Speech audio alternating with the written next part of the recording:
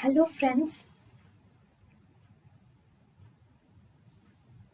welcome to Creative Medicine. In this lecture, we will learn about. Hello friends, let us now learn some important points about oculogyric crisis. Oculogyric crisis is the spasm of extraocular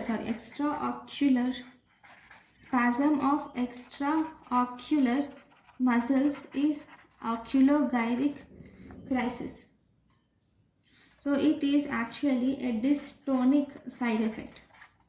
So this is caused by antipsychotic drugs. It is caused by antipsychotic agents, which is first generation antipsychotic agents.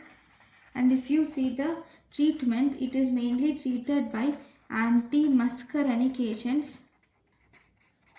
Antimuscarinic drugs like procyclidine will help in the treatment.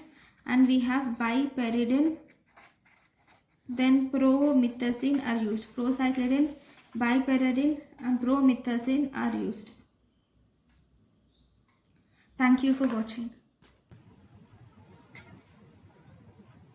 Thank you and thank you for watching.